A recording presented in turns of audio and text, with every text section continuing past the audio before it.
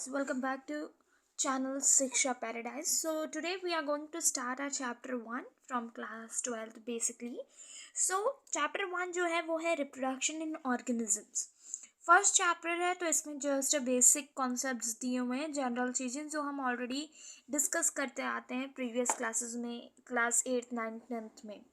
So let's begin with the chapter. First चीज़ जो दिमाग में आती है वो है कि रिप्रोडक्शन क्या है. बेसिकली रिप्रोडक्शन जो होता है वो एक बायोलॉजिकल प्रोसेस होता है जिसमें हम क्या करते हैं कि न्यू ऑफस्प्रिंग की फॉर्मेशन करते हैं. ठीक है, एक प्री एग्जिस्टिंग ऑर्गेनिज्म से. कहने का मतलब क्या है बेसिकली कि जो प्री एग्जिस्टिंग ऑर्गेनिज्म का मतलब ये होता है कि जनरली ऐसे प्रोसेस है रिप्रोडक्शन जिसमें हम एक ऑर्गेनिज्म पहले है उससे हम नया ऑर्गेनिज्म बनाते हैं. तो इस प्रोसेस को हम क्या कहते हैं, रिप्रोडक्शन कहते हैं, right. So reproduction becomes a vital process without which species cannot survive for long. तो यहाँ पर कहने का मतलब क्या है कि एक बहुत ही इम्पॉर्टेंट प्रोसीजर होता है जिससे कि स्पीशीज़ लॉन्ग टाइम तक अपनी एक्सटेंड नहीं होती है या फिर अपनी जनरेशन को बचा कर रखती है.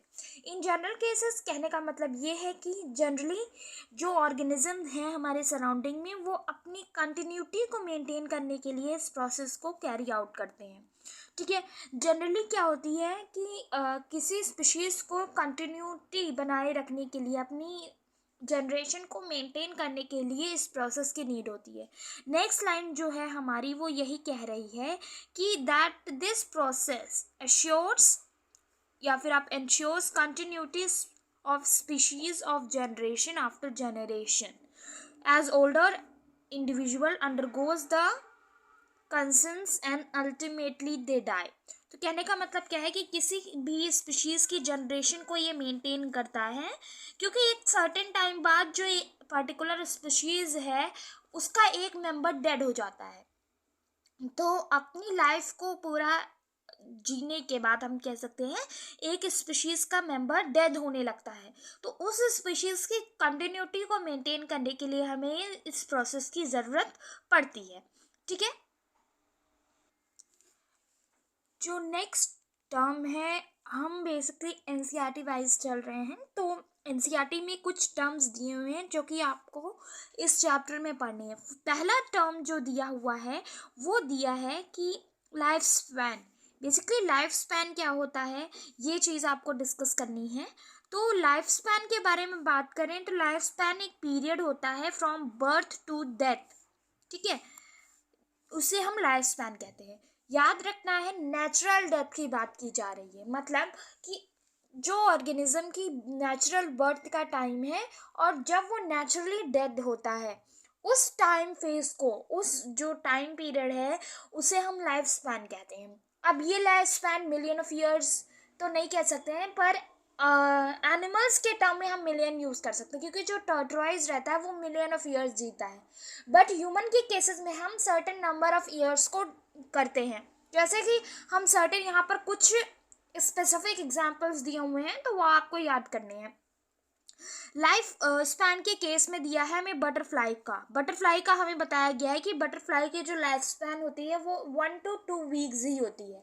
1 से 2 वीक ही बटरफ्लाई जिंदा रहती है, स्पेसिफिकली दिया हुआ है तो ये इम्पॉर्टेंट है. ठीक है, और जो बेनियन ट्री होता है उसकी लाइफ स्पैन 1000 ऑफ ईयर्स होती है. ठीक है, वो हज़ारों साल तक जीता है. मैंने अभी कहा ना कि एनिमल्स और ह्यूमंस के केस में अलग अलग टाइम स्पैन होता है. जैसे टर्टराइज होता है, टर्टल आप जैसे बोलते हो, तो जो सी टर्टल होता है या नॉर्मल टर्टल भी होता है उसका लाइफ स्पैन 1000 ऑफ ईयर्स होता है.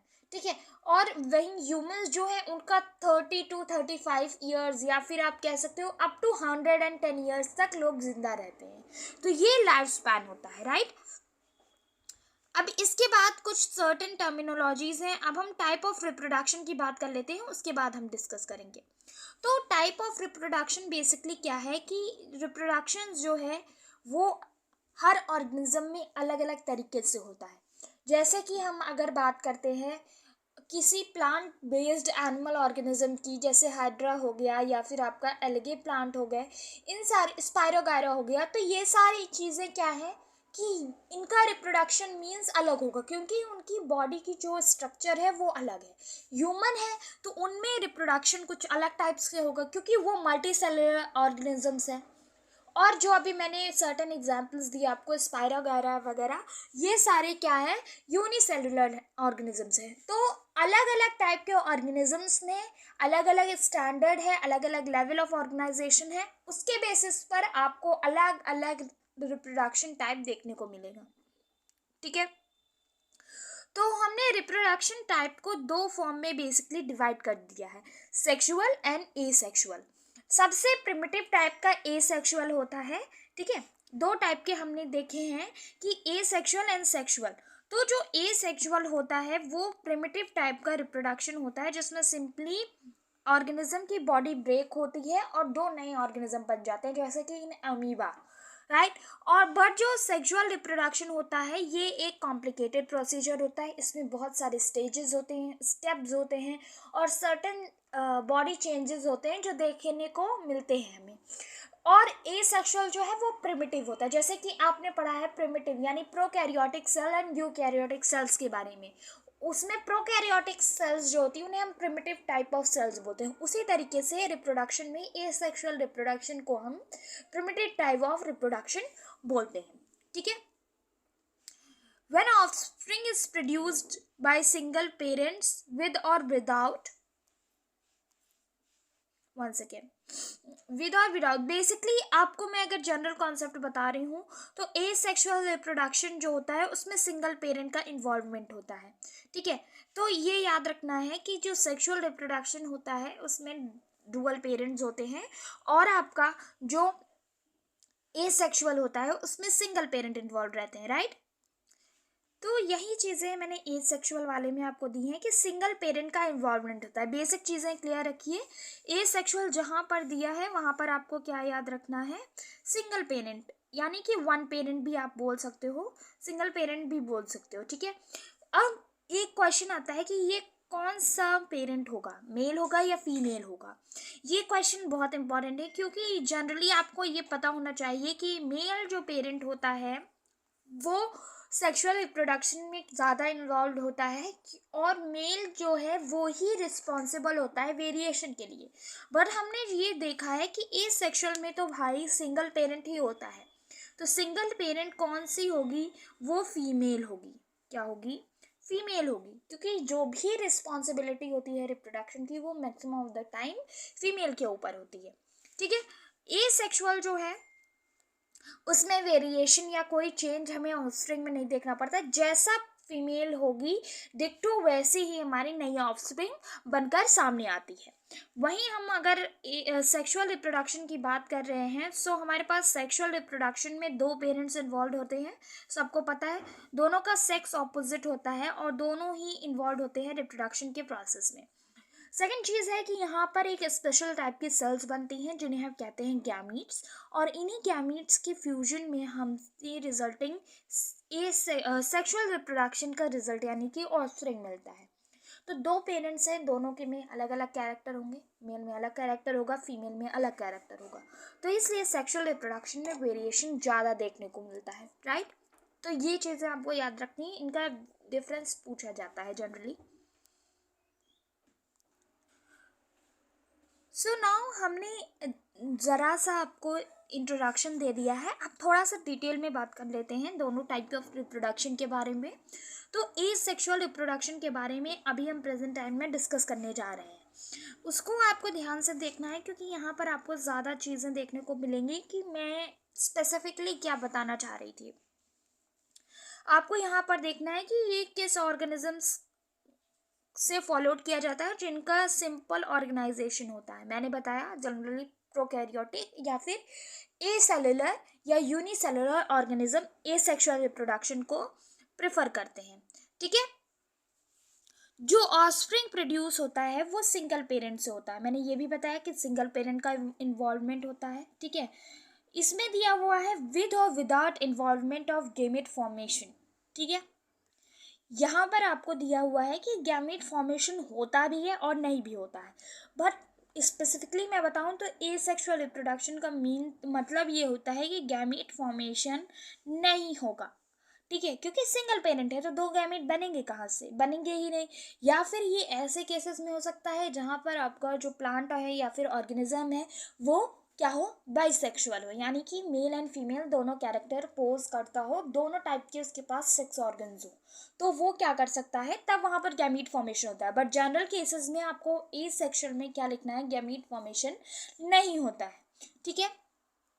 यहाँ पर जो मेन पॉइंट है वो ये पॉइंट है कि जो ऑफस्प्रिंग्स होते हैं वो जेनेटिकली यानी जीन्स के टाइप में और मॉर्फोलॉजिकली, मॉर्फोलॉजी के बारे में मैंने कई बार बताया है कि जो फिजिकल कैरेक्टर्स होते हैं कि आपकी आइज़ कैसी है, आपका कॉम्प्लेक्शन कैसा है, आपके टीथ कैसे हैं, आपके लिप्स कैसा है, ये सारे फिजिकल कैरेक्टर्स होते हैं जिन्हें बायोलॉजिकल टर्म में मॉर्फोलॉजी कहते हैं, ठीक है। तो जीन के बेसिस पर और फिजिकल कैरेक्टर के बेसिस पर जो ऑफस्प्रिंग बनते हैं वो क्या होते हैं, एक दूसरे से सिमिलर होते हैं एंड पेरेंट्स से भी एग्जैक्टली सेम होते हैं। तो इसलिए इस टाइप के ऑफस्प्रिंग्स को हम क्या कहते हैं, क्लोन्स कहते हैं। क्लोन्स क्या होता है, जैसे कि आपका वन हैंड है एंड आपका सेकंड हैंड है, ये दोनों सेम है, बट जो फिंगर का साइज हो सकता है या फिर इनकी जो स्किन टाइप हो सकती है वो चेंज हो सकता है कि आप मे बी अपना लेफ्ट हैंड ज़्यादा यूज़ करते हो, राइट हैंड कम यूज़ करते हो, लेकिन जो ऑफस्प्रिंग एसेक्सुअल रिप्रोडक्शन से बनते हैं वो एग्जैक्टली सेम होते हैं। जैसे कि अब अभी मैं यहाँ पर ए लिख दूँ, ये दो मैंने ए लिख दिया, ये दोनों एग्जैक्ट है तो इन्हें क्लोन्स कहा जाएगा, ठीक है। ये सबसे इम्पॉर्टेंट पॉइंट है किसका, एसेक्सुअल रिप्रोडक्शन का, ये सबको याद होना चाहिए कि जो ऑफस्प्रिंग है उनको हम क्या कहते हैं, क्लोन्स कहते हैं, राइट। सो ये था आपको जनरल कैरेक्टरिस्टिक्स आप बताई मैंने एसेक्सुअल के बारे में। सो जो प्रोटिस्टा एंड मोनेरा होते हैं वो उनमें पेरेंट सेल जो होती हैं वो डिवाइड कर लेती हैं अपने आप को दो न्यू इंडिविजुअल्स में। तो ये क्या है कि डायरेक्ट है, डायरेक्ट डिवीजन हो गया ना सेल्स का। तो इस टाइप के ऑर्गेनिजम्स को सेल डिवीजन के कई सारे सेल्फ मोड रिप्रोडक्शन भी बोलते हैं, ठीक है, जिसमें कि पेरेंट जो है वो अपने आप को ही डायरेक्टली क्या कर रहा है, दो सेल्स में डिवाइड कर ले रहा है। तो generally protista and Monera kingdoms जो हैं, आपने 5 किंगडम क्लासिफिकेशंस पढ़े हैं। सो 5 किंगडम क्लासिफिकेशन में आपके जो प्रोटिस्टा एंड मोनेरा के अंदर आने वाले ऑर्गेनिजम्स हैं वो क्या करते हैं, डायरेक्ट डिवीजन करते हैं, एसेक्सुअली डायरेक्ट डिवीजन करते हैं, राइट। सो एसेक्सुअल मोड में हम सबसे पहली बात करते हैं बाइनरी फिजन की। सबसे ज़्यादा simplest and mostly scene type of asexual reproduction है, ठीक है। जो सेल होती है वो इसमें दो हाफ यानी 2 हाफ्स में डिवाइड कर लेती है और रैपिडली ग्रो करती है नए एडल्ट इंडिविजुअल में। तो इस टाइप के डिवीजन को हम क्या कहते हैं, बाइनरी फिजन कहते हैं, क्लियर। तो बाइनरी फिजन क्लियर हो गया होगा। एग्जाम्पल्स याद रखिए कि बाइनरी फिजन किस ऑर्गेनिज्म में देखने को मिलता है, अमीबा एंड पैरामीशियम एग्जाम्पल है बाइनरी फिजन का। आपको पता है, आपने देखा होगा कि अमीबा कैसे डिवाइड करता है, राइट। तो उस तरीके से हम बाइनरी फिजन को डिफाइन करते हैं। सेकंड हमारे पास है बडिंग। बडिंग क्या है, एक एसेक्सुअल मोड है रिप्रोडक्शन का जिसमें कि स्मॉल बड लाइक स्ट्रक्चर्स अराइज होते हैं, किसमें, पेरेंट सेल से। और इनिशियली यानी स्टार्टिंग के टाइम पे वो पेरेंट्स से ही लगे हुए रहते हैं, बट जैसे ही वो न्यूट्रिशन पेरेंट्स से इन्वॉल्व करके अपनी बॉडी ग्रो करते हैं तो वो क्या करते हैं, सेपरेट हो जाते हैं मैच्योर होने के बाद, ठीक है। एग्जाम्पल याद रखना है, एग्जाम्पल आपका याद होना चाहिए, and example is east. Budding का एग्जाम्पल है ईस्ट। कैसे, यहाँ पर एक डायग्राम आपको स्क्रीन पर दिख रहा होगा, ये एक ईस्ट की सेल है, ठीक है। ये एक ईस्ट की सेल है जो कि इनिशियली क्या थी, एक मैच्योर पेरेंट था, फिर उसमें एक बड लाइक स्ट्रक्चर ऐसे डेवलप हुआ।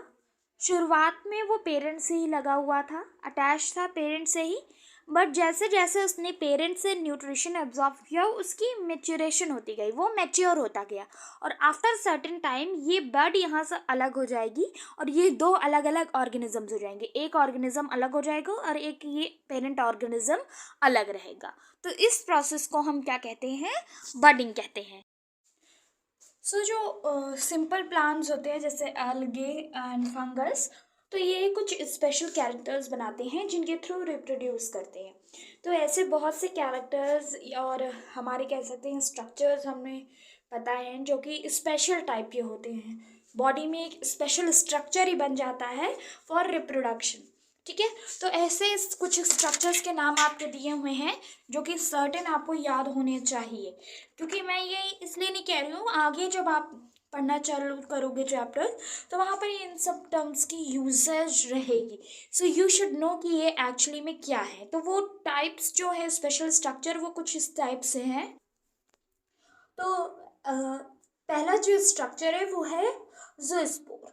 ठीक है, ज़ूस्पोर एक मोटाइल स्पोर होता है, एक स्ट्रक्चर होता है जो कि डेवलप हो जाता है at the time of reproduction. ठीक है, इसी तरीके से कोनिडिया होता है, बट जो हमने बर्डिंग में हाइड्रा में पढ़ा था वो भी क्या है कि एक स्पेशल स्ट्रक्चर है जो कि डेवलप हो जाता है कि जब सेल को डिवाइड करना होता है तब। ठीक है, ऐसे ही स्पॉन्जेस में गेम्यूल्स बन जाते हैं। तो ये सारे कुछ रिप्रोडक्टिव स्ट्रक्चर्स हैं बेसिकली जो कि एनसीईआरटी में दिए हुए हैं। यहाँ पर जो आपको नोट्स मिल रहे हैं children, they are totally based on NCERT. तो अगर आप इन्हें अपनी कॉपी में नोट डाउन करना चाहते हो कुछ पॉइंट भी, so that would be very helpful for your boards and for the students who are preparing for NEET, right. So let's move further on the topics. तो एक चीज़ और बताई गई है कि तो हमने पढ़ा कि भाई रिप्रोडक्शन दो टाइप का होता है, हमने तो यही पढ़ा है, लेकिन इन ट्रू नेचर जो हमारा रिप्रोडक्शन है वो तीन टाइप का होता है, सेक्सुअल, एसेक्सुअल एंड वेजिटेटिव। तो जो प्लांट्स होते हैं उनमें वेजिटेटिव रिप्रोडक्शन देखने को मिलता है। ठीक है, कैसे उस जो प्लांट्स हैं उनमें कुछ वेजिटेटिव प्रोपिग्यूल्स बन जाते हैं या फिर आप कह सकते हो वेजिटेटिव स्ट्रक्चर्स होते हैं जिनके थ्रू वो रिप्रोड्यूस करते हैं। ये वेजिटेटिव प्रोपिग्यूल्स क्या क्या हो सकते हैं, राइजोबियम हो सकते हैं, राइजोम हो सकते हैं, सकर हो सकता है, ट्यूबर हो सकता है, ऑफसेट हो सकता है, बल्ब हो सकता है। ठीक है, बेसिकली क्या है कि अगर आपने देखा होगा कि जो हमारा वो अनियन होता है उसमें जो ग्रीन कलर का पार्ट निकलना शुरू होता है उसे हम बल्ब कहते हैं। ठीक है, उसी पार्ट को अगर आप कट करके लगा देते हो या फिर आप नहीं भी उसे कट करते हो, डायरेक्ट उस अनियन को सो कर देते हो, तो वहाँ पर एक नया प्लांट डेवलप हो जाएगा। ठीक है, तो मुझे लगता है ये चीज़ क्लियर होगी। Okay, so here we have a special plant जो कि एनसीईआरटी में दिया हुआ है, दैट इज वाटर हायासिंथ, जिसे हम टेरर ऑफ बंगाल भी बोलते हैं। ठीक है, तो अगर आपसे ये आता है कि टेरर ऑफ बंगाल किससे कहते हैं, so you have to tell water hyacinth. Okay, तो बेसिकली क्या है कि ये बहुत ही ज़्यादा इन्वेजिव टाइप की वीड है। इन्वेजिव का मतलब क्या है कि ऐसी कोई चीज़ जो कि बेसिकली दूसरे एरिया की है लेकिन वो सर्टेन न्यू एरिया में आकर अपने आप को डोमिनेट कर लेती है, उसे इन्वेजन कहते हैं।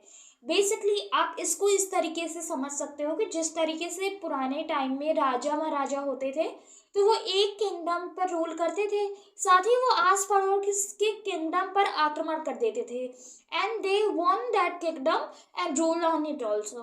तो ये क्या किया, उन्होंने इन्वेजन कर लिया है। क्या कर दिया उन्होंने, बेसिकली उस किंगडम को एक्वायर कर लिया, जो राजा था वहाँ कर उससे वो उसके किंगडम को छीन लिया, तो उसे ही हम कहते हैं इन्वेजन। तो ये बहुत ही इन्वेजिव टाइप की वीड है।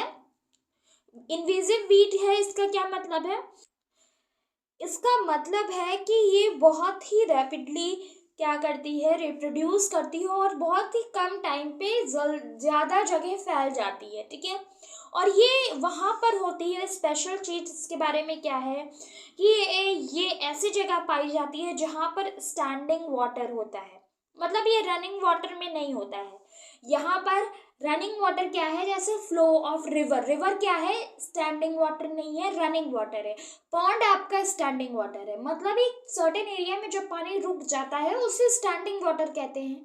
तो जो वाटर हाइसेंस है वो स्टैंडिंग वाटर में मिलता है, मतलब रिवर आपका और फाउंटेन्स इन सब जगहों पे नहीं मिलेगा, वो लेक्स में मिलेगा, पॉन्ड्स में मिलेगा, और अगर कहीं पे भी थोड़ा बहुत वाटर स्टैंड कर रहा है तो वहां पर मिलता है। ठीक है, क्या करता है ये बेसिकली कि ये इतना ज़्यादा घना होता है, इतना ज़्यादा इसका ग्रोथ हो जाता है उस वाटर बॉडी में कि वहाँ से ऑक्सीजन का जो कह सकते हो आप ट्रांसपोर्टेशन होता है एटमॉस्फेयर से, वो बंद हो जाता है।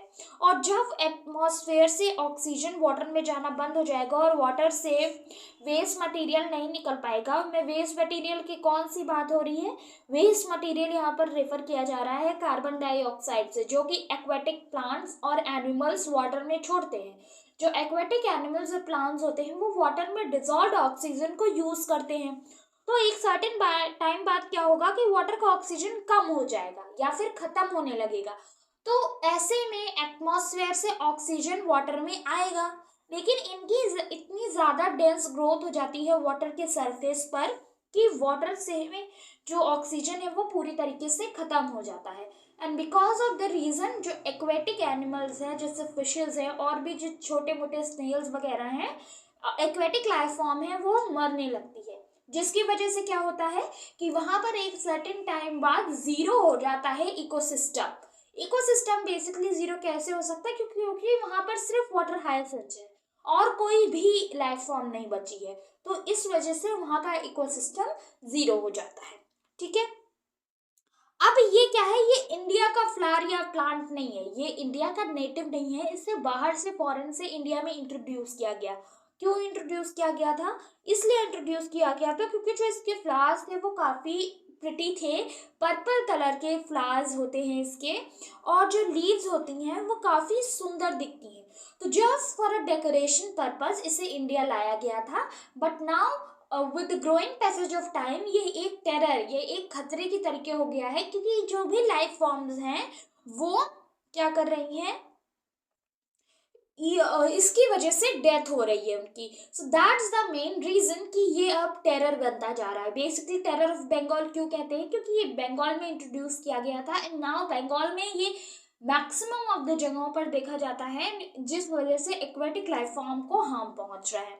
क्लियर, जो वेजिटेटिव प्रोपगेशन होता है वो एक फिनोमिनल रेट पर होता है, यानी कि उसके लिए सर्टेन सिचुएशंस रिक्वायर्ड होती हैं, जिसमें सिचुएशन में आपका अप्रोक्सीमेट जो उसका टेम्परेचर है वो चाहिए, आपकी ह्यूमिडिटी का परसेंटेज डिसाइड होगा वो चाहिए होता है, वाटर वेपर का परसेंटेज एटमॉस्फेयर में डिसाइडेड होता है, हर सर्टेन प्लांट के लिए वो चाहिए होगा।